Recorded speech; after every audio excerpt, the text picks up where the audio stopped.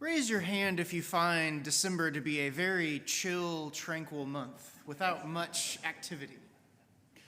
This time of year is very busy, isn't it? We find a lot of things that we have to be engaged in. We find a lot of responsibilities that we have to spend time with people, to do all these things. And I say responsibilities like, oh, I have to spend time with people. I don't mean it like that. But it can be very difficult to try and juggle all the things that are happening at a time like this. I think this is a good time for us to talk about something that occurred in the life of Jesus, as we just had introduced to us a moment ago. Jesus has been going about his ministry, and I think we can all agree, as busy as any given December might be for us, Jesus was a little bit busier in many ways than we were, right? He has all this that he has to get done. He only has 3 years to do it in terms of what he has to do in his ministry while he was here on this earth. He is if we might use a southern expression, right? A lot of irons in the fire at this point in his life. And as he is doing this, one of the things that he chooses to do is he sends out his disciples, and they are going out and they are accomplishing what we sometimes call the limited commission. They're going out, they're teaching, they're preparing the way for him to come and teach. And so, as we just read, the apostles come back, and they're all excited. Look at all these things that we were able to do, all these things that you have allowed us to accomplish. Here's the successes we had. But Jesus' response is, let's go somewhere else. Because the text tells us they couldn't even eat. There were so many people around them. There was all this happening. We just need to kind of step away for a second. And so they get in a boat and they try and go to another place. But Jesus being Jesus and his popularity being what it was, even at this point in his ministry, people figured out, oh, they're heading in a boat, and they start kind of calculating where are they headed, what direction is the boat headed, and they start spreading the word so that when they get to this other part of the shoreline, where supposedly there won't be as many people, there's a crowd already there. That's the opposite of the intent, right? But we're told that Jesus saw the crowds. He saw people who were lost, like a sheep without a shepherd, or like a group of sheep, a flock of sheep without a shepherd. Herd of sheep, yeah. And so he has compassion, and he teaches them. As he's teaching them, it gets late. People being people, they need food. And so the disciples approach Jesus, and they're like, they need food. Let's send them away so they can get food. You can imagine the disciples also kind of want the break that they never got. Maybe there's some of that motivation in here. Jesus says, they don't need to go away. You give them something to eat. And of course, they respond, what, do you want us to go out and spend 200 denarii feeding all these people one single meal? 200 denarii, right, would be a fortune for any one of the apostles anyway. Jesus says, well, how much do you have? We have 5 loaves, 2 fish, and of course we're familiar with the story. He multiplies that into enough to feed 5,000 men plus the women and the children. After this event, though, Jesus again tries to step away. He sends the people away, and he sends the apostles away while he sends the people away. And this time he manages to at least get a little bit of solitude. He goes up on a mountain to pray. But even that doesn't last a whole long time, because as he looks out, he sees the boat on the water. And a storm has arisen, and the disciples are struggling against the winds. And so Jesus, being the man he was, he cared about his disciples. He showed compassion on them, even though we're not told that in the text. That certainly seems to be the same motivation. And so he goes out to them on the water. Once again, Jesus being Jesus, he can also walk on water. And so he goes as if he's going to walk past them. They see him. They think he's a ghost. Oh no, what do we do? We're terrified. And Jesus reveals himself. The winds cease. There's a great calm. Guess what happens when they get to their destination this time? There's another crowd, once again waiting for Jesus to show up and to do his thing, to teach, to perform miracles, to heal. And Jesus does just that. He teaches, he performs miracles, he heals those who are in need.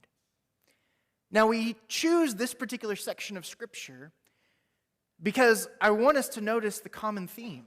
Sometimes we read this and we focus on the miracles, and rightly so. There's nothing wrong with that. I'm not saying we shouldn't focus on the miracles in these two texts. It's incredible to think of someone who was able to multiply food in this way, something physically completely impossible, or to walk on water. You know, that's like the holy grail, if you will, for magicians, even to this day, is to find a way to make it look like they're walking on water. And of course, they've tried a million different ways, and they can't do it anywhere close to the way that you could do it if, you actually could walk on water, right? So yes, it's amazing to study these as miracles, but the theme that we see running through this text is that this whole time Jesus is trying to step back. This whole time Jesus recognizes, after all, he is God, but he is also man, he needs a break. He's running himself ragged. He's getting a little bit too stretched thin. He needs a break. We see that actually multiple times throughout the Gospels where Jesus says, yes, I'm doing all these things, but he also recognizes I have some limitations as a human being. That's part of what he did when he became the incarnate God in human form. He took on some of the limitations of human being. So he recognizes I need to step back. But constantly, in his efforts to step back, he encounters obstacles. So I want us to just very briefly tonight consider what we can learn from Jesus when he couldn't catch a break. Because I think we often find ourselves in that situation, don't we? We often find ourselves in a situation where we feel stretched thin, where we feel like there's too much going on, and when we try and step back, when we try and give ourselves just a little bit of space, something else encroaches on that space. And sometimes we feel desperate. Sometimes we don't know what to do. We don't know how to do it. We feel like we're reaching a breaking point. What do we do? I would argue that Jesus gives us a model. What do we do when we can't catch a break? First of all, when you can't catch a break, show compassion. Show compassion. If I am reaching a breaking point, I know I'm speaking as a human, but also as me personally. When I'm reaching a breaking point, I find myself focusing a lot more on myself. Now, to some extent, that is necessary, right? In the sense that I have to recognize if I'm reaching a breaking point, I need to do something about it. It's not going to help anyone if I actually break, is it? But the tendency when we become so focused on what's going on in my life is to forget that other people might be struggling too. That other people might be having a tough time. When I can't catch a break, I still need to show compassion to others. Meaning, the typical joke, right, about the husband and the wife who said, "Oh, I've had a horrible day." "Oh, I've had a horrible day too." "Well, my day was worse than yours." "Well, no, really, my day was worse than yours." You just go back and forth, right? And it's silly, but if you've been married, that's a real thing to an extent, right? There are days where you both just feel like we've had it up to here, right? But in those moments, you got to remember, that other person probably did have a rough day too. I'm not the only person in the universe. Doesn't mean I didn't have a rough day. Doesn't mean I might not be approaching that breaking point. But my attitude towards others, and this is really what compassion is, it's an attitude, it's a motivation. My attitude towards others has to remain the same. Whenever I get stressed, you can ask my wife, I'm much more likely to get a little snippy in my interactions with other people. It's not intentional. I don't mean to come off that way, but I'm focused, right? I'm focused on, okay, I've got to get this done, I've got to get this done, I've got to get this done. I got to remember my interactions with others still matter, even as I'm so focused on all the tasks I've got to get done. Consider the father in the parable of the prodigal son. You want to talk about how someone who had been pushed to a breaking point. Oh, we talk about the prodigal son, yes, but think about that father for a second. And really, I can only imagine just a little bit of this because I've never been a father. Imagine what that father has been through.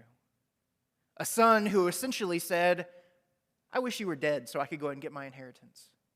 A son who abandoned his father and everything that his father wanted for him, the future that his father saw for him, the responsibilities that he had to his father. And as far as we can tell, never heard anything from his son. for as long as it took for his wealth to run out.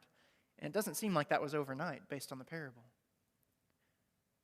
You think that father had reason to say, I'm about at a breaking point? You think that father had a reason to say, I have every right to snap. I have every right to lash out whenever the son eventually comes crawling back? What is the father's response? What is his first instinct when he sees his son? Oh yes, that father may not have been able to catch a break, but his first thought was to have compassion on his son. His first thought was to recognize, yes, there's all these things I've been going through, but he needs me. He needs me. What about the Samaritan? You think that he had had pleasant dealings with Jews in the past? By definition, Samaritans and Jews were enemies. That was the state of affairs at the time. Plus, he's traveling. Now, we might not think much of it. We just hop in the car and go. Taking a journey like the Samaritan was taking, that was a difficult ordeal in their time. He has every reason to say, I don't have time for this. After all, a priest and a Levite said that, right? Instead, he said, you know what? That man needs me. And he had compassion. When you just can't catch a break, have compassion. But secondly, when you can't catch a break, show mercy. We certainly see Jesus showing compassion in the account that we read, but mercy is not explicitly mentioned. Correct me if I'm wrong, maybe there's different translations there, but it's not explicitly mentioned in the text. But sometimes, I don't think we actually understand the word mercy very well. Mercy we think of sometimes as sparing someone from punishment. And that is included in the word mercy, certainly. But the word mercy actually has a more fundamental meaning than that. It actually refers to the idea of meeting a need. Mercy is when you see someone in need and you meet that need. And the implication is that you see the need, you meet the need, and you don't really care whether they deserve it or not. Maybe they do deserve it, maybe they don't, but that's not really on your radar.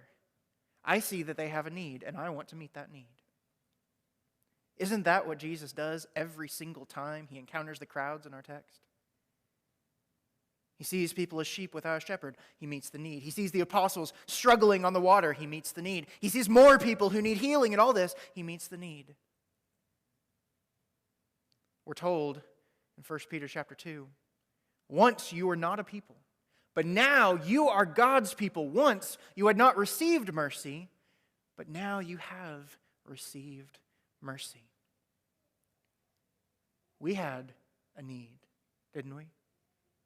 As human beings living in a world that is ravaged by sin, we had a need. And God stepped down into human form and met that need. Now, what does that mean? Well, it means many things, but one of the things it means is that if I have received mercy, if God has met my needs, I now have a responsibility to try and do the same for others. But let's think about this for just a second. I don't mean by starting with this to imply this has the highest priority in one sense, although in another sense perhaps it does.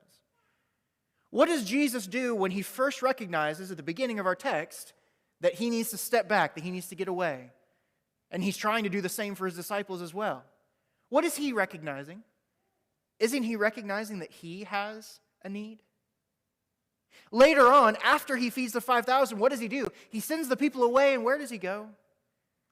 He goes in solitude on the mountain to the Father in prayer. He was meeting his own need.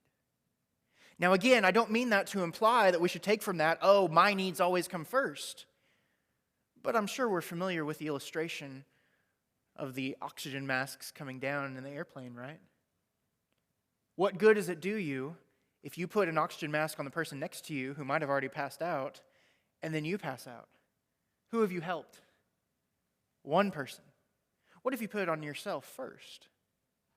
now you can help as many people as there are oxygen masks for, because you'll stay conscious.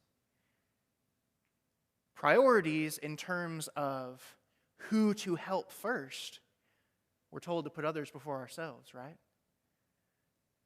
But we have to do that in the context of recognizing I can only do that if I can continue functioning. Jesus recognized he needed to step away and have some quiet time with his Father so that he could keep doing his mission. And the same is true for us. But we even extend that.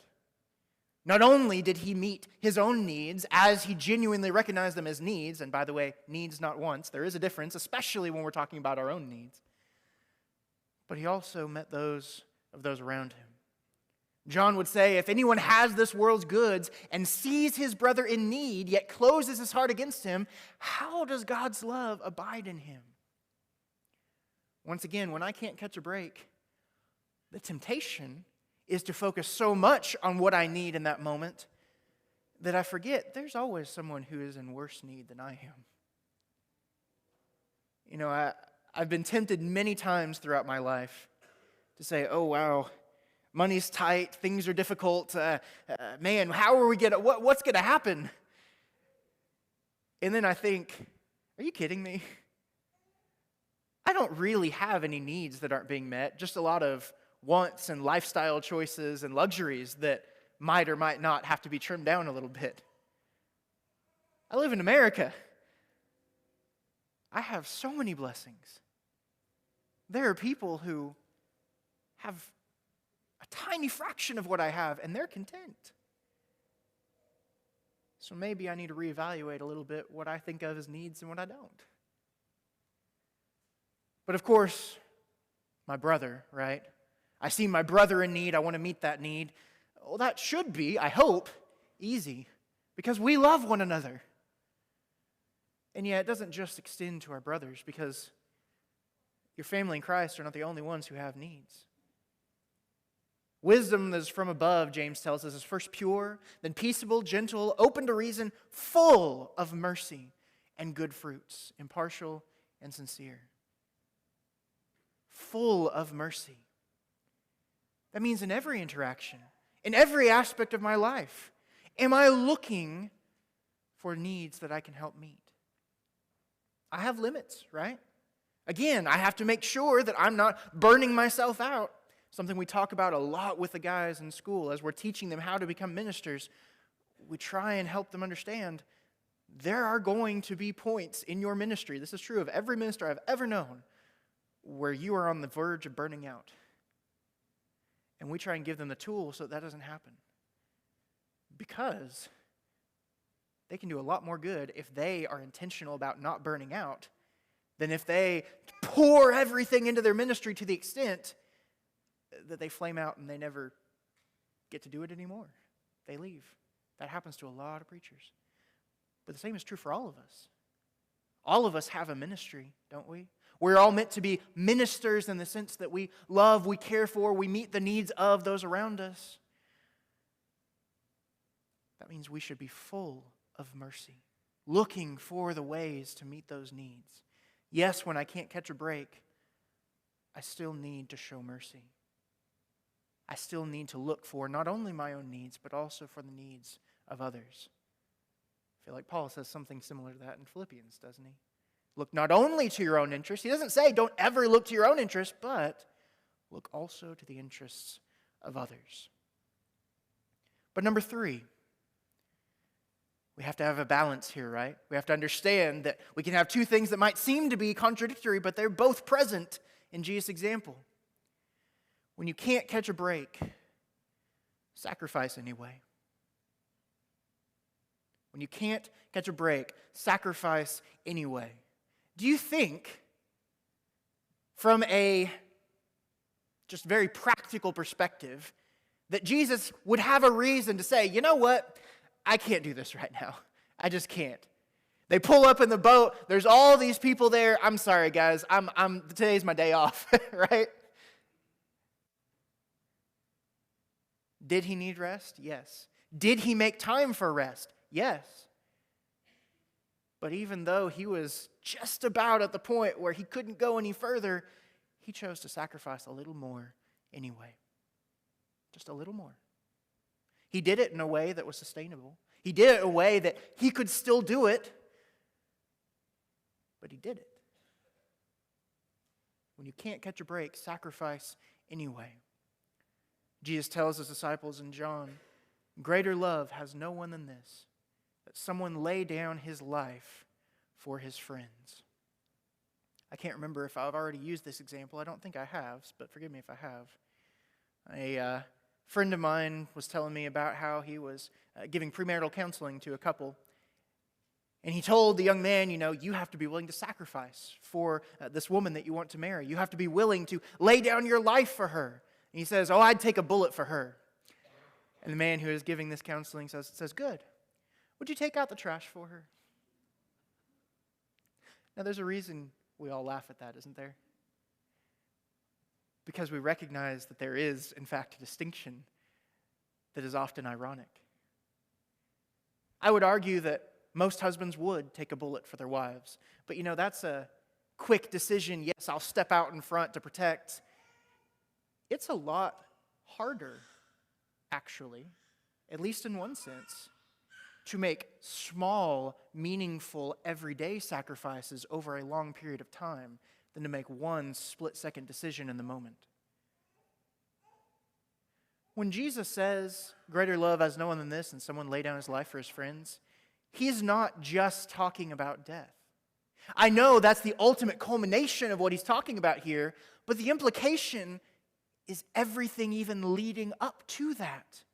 When I say lay down my life, we're not talking about any one version. I can lay down my life and still be alive. I'm laying it at someone else's feet saying, my life is in your service. Now, ultimately, we do that by saying my life is in your service to God. But that's also the same type of sacrificial attitude we're supposed to have towards one another. And that means, yes, up to the point of even dying for our God or for one another, we should be willing to do that. But what does it say about us if we would say, I'd be willing to die for something, and I wouldn't be willing to do something small for that same cause, for that same purpose, for that same individual? Remember Naaman when he's been told, dip yourself 7 times in the Jordan? And he says, I thought that he would make a big show. He would call on his God, all this kind of stuff. And his servant knocked some sense into him, right? He says, if he told you to go on this amazing quest, you would have done it. He's telling you to get in the water. Do it. If I would do it in something big, then obviously I should be willing to do it in something small. Sacrifice anyway. This is where we get Paul in Romans chapter 12. I appeal to you, therefore, brothers, by the mercies of God, to present your bodies a living, what? Sacrifice. That's who I am as a Christian, or at least who I should be. Because that's who Christ was for me. It's no longer I who live, right? But Christ who lives in me. I'm here on this earth to sacrifice. And once again, we have to understand that balance, right? I can only sacrifice if I am taking care of myself as well, if I'm making sure that I am doing so in a healthy and a sustainable way. We see Jesus doing that. But what do you think, when you read through the whole gospel, is Jesus gravitated more towards? Did he err more on the side of sacrifice or of, well, I'd better make sure that all of my needs are being taken care of in excess, right? He pushed it to the limit because he recognized that his goal was sacrifice. Now, there may be plenty of times where we are pushed to the limit, where we feel like we can't catch a break. We have to be intentional about what we do in those situations. But usually there's still something we have left that we can sacrifice if the need arises, if there's someone we can help. Finally, when you can't catch a break, don't give up. Don't give up. Over and over and over again, and this is not limited to our text this evening, We see this throughout the Gospels. Over and over and over again, Jesus is pushed to the limit in every way. He's pushed to the limit in temptation. He's pushed to the limit in his physical limitation. He's pushed to the limit in all this. And the consistent theme we see, even as he travels to Jerusalem to be crucified on a cross, is that when the choice is presented to him, he keeps going. He takes the next step. He doesn't give up. That looks differently depending on what point in Jesus' ministry we're talking about. And that looks differently depending on what area of our lives we're talking about and what season of life we might be in. Sometimes not giving up is simply focusing on the very next task that I have to do. I was talking to an individual recently that had suffered a great loss, and that was the expression of where they were. As they explained to me, I just got to focus on what I've got to do the next hour. That's all. Sometimes that's what it looks like, not giving up. Sometimes we're in a little bit of a better situation, right? We don't feel quite as pressed, and so we see that, okay, there's a lot of things that I can do to keep moving forward, but it doesn't really matter what specific thing we're talking about. What matters is that we're moving forward. Again, not just in ministry, but in the church in general. I imagine we can all call to mind specific names of men and women we know that they were serving faithfully. They were doing the Lord's will, and at some point, they gave up. And they might have had reasons to feel stretched thin. They might have had reasons to feel like they were at a breaking point. But there's always a reason to keep going. There's always a way to move forward.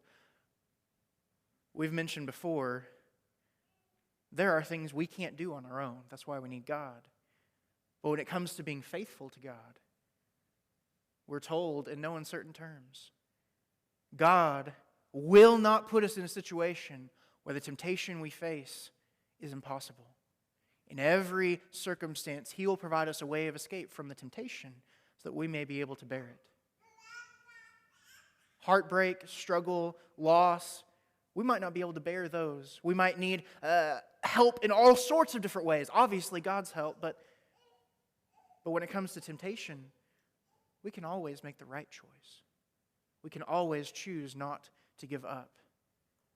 The Hebrews writer describes for us Jesus, the founder or author, depending on your translation, and perfecter of our faith, who for the joy that was set before Him endured the cross, despising the shame.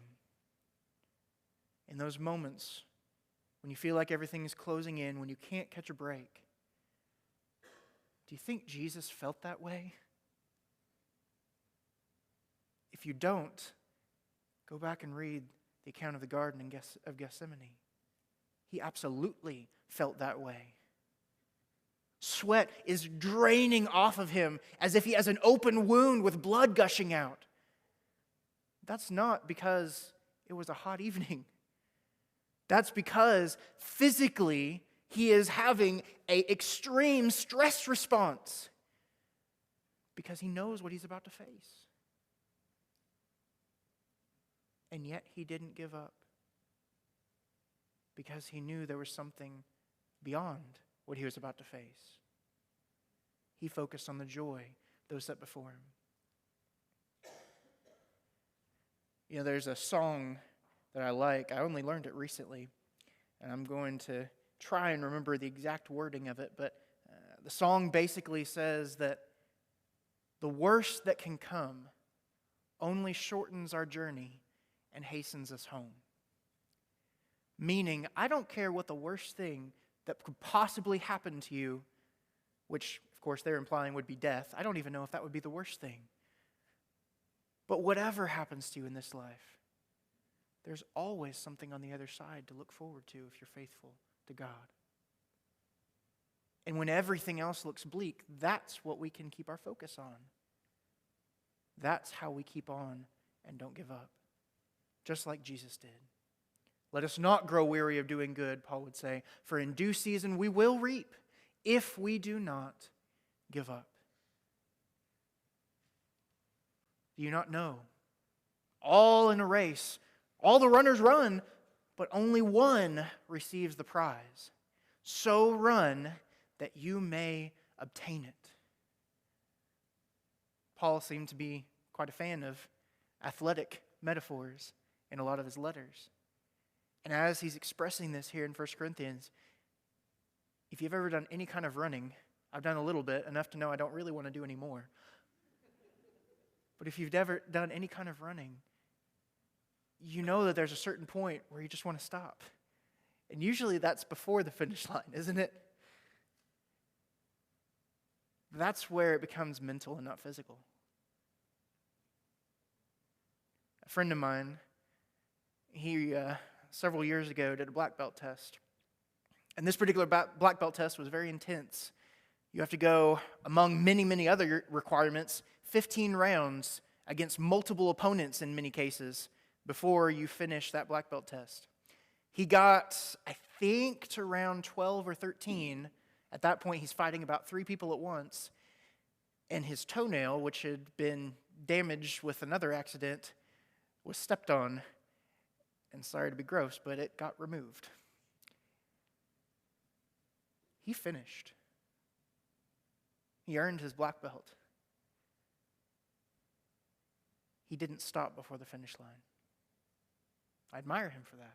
I admire anyone who makes that kind of decision, switches from what's going on physically to what's going on mentally. But that mindset is even more important when it comes to our spiritual goal. No matter what's going on, no matter how far stretched we are, don't give up. The goal is worth it. We're all going to face these times. Maybe on a perhaps more minor level, maybe not a more minor level, over things like the holidays and things when everything's just kind of busy and a lot's going on. Maybe when major problems and issues come up in your life. Maybe when loss occurs. Maybe when devastating things happen. And you're going to think, I can't do anymore. I'm stretched to the limit. Jesus has been there.